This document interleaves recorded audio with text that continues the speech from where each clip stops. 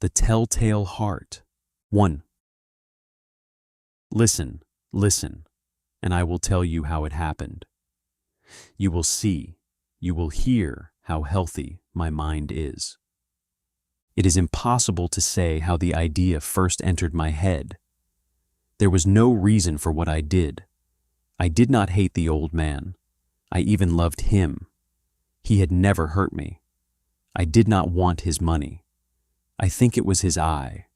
His eye was like the eye of a vulture, the eye of one of those terrible birds that watch and wait while an animal dies, and then fall upon the dead body and pull it to pieces to eat it. When the old man looked at me with his vulture eye, a cold feeling went up and down my back. Even my blood became cold. And so I finally decided I had to kill the old man and close that eye forever. So you think that I am mad? A madman cannot plan. But you should have seen me.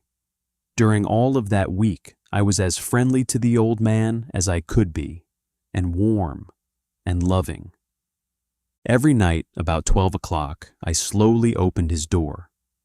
And when the door was opened wide enough, I put my hand in, and then my head. In my hand, I held a light covered over with a cloth so that no light showed, and I stood there quietly. Then, carefully, I lifted the cloth, just a little, so that a single, thin, small light fell across that eye. For 7 nights I did this, 7 long nights, every night at midnight. Always the eye was closed, so it was impossible for me to do the work. For it was not the old man I felt I had to kill. It was the eye, his evil eye. And every morning I went to his room, and with a warm, friendly voice I asked him how he had slept.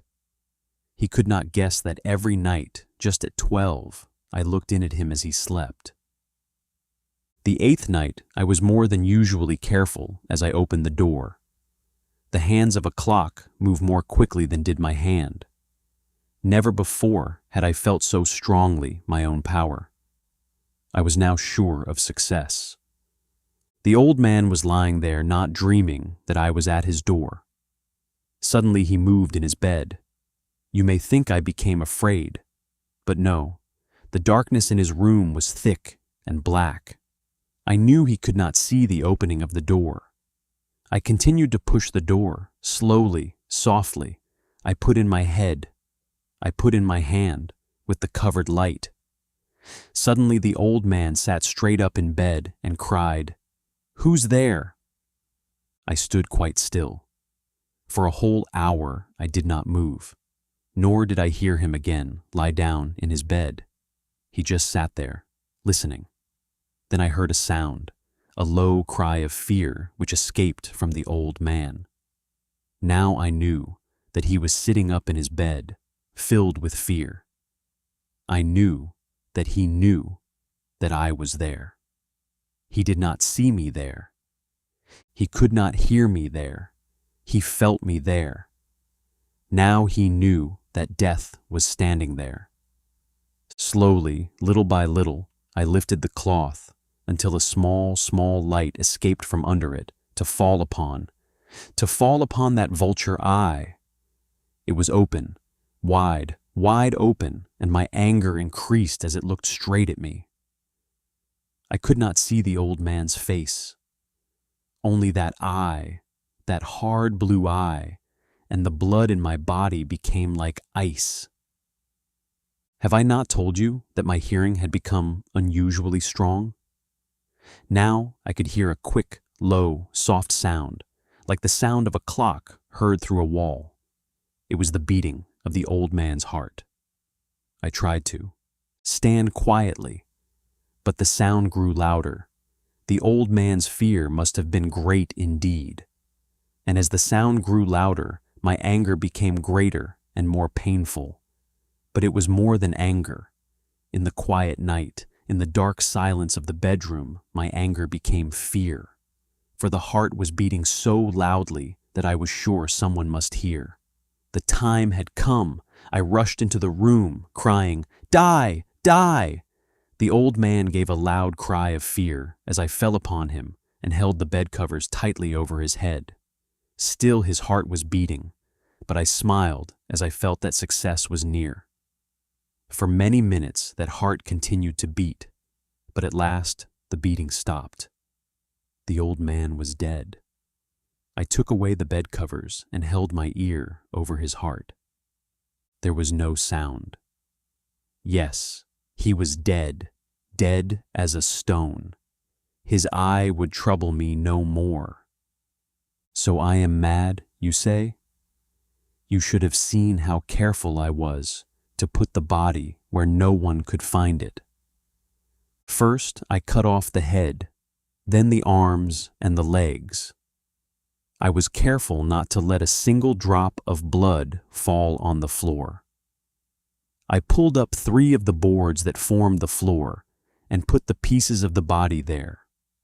Then I put the boards down again, carefully, so carefully that no human eye could see that they had been moved.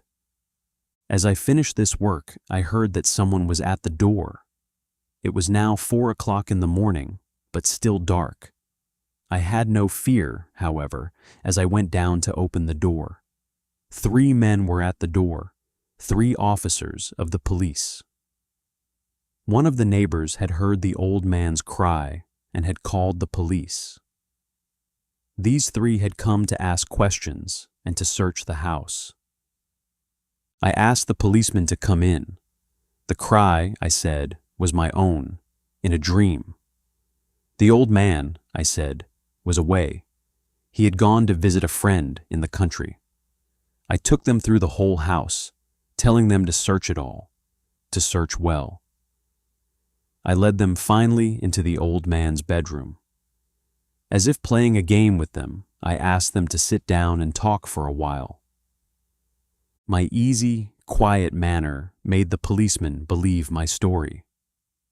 So they sat talking with me in a friendly way. But although I answered them in the same way, I soon wished that they would go. My head hurt, and there was a strange sound in my ears. I talked more and faster. The sound became clearer, and still they sat and talked. Suddenly I knew that the sound was not in my ears.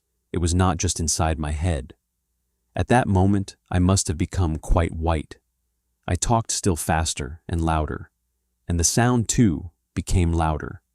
It was a quick, low, soft sound, like the sound of a clock heard through a wall, a sound I knew well. Louder it became, and louder. Why did the men not go? Louder, louder. I stood up and walked quickly around the room. I pushed my chair across the floor to make more noise, to cover that terrible sound. I talked even louder, and still the men sat and talked and smiled. Was it possible that they could not hear? No, they heard. I was certain of it. They knew. Now it was they who were playing a game with me. I was suffering more than I could bear from their smiles and from that sound. Louder, louder, louder. Suddenly, I could bear it no longer. I pointed at the boards and cried, "Yes, yes, I killed him. Pull up the boards and you shall see. I killed him. But why does his heart not stop beating? Why does it not stop?"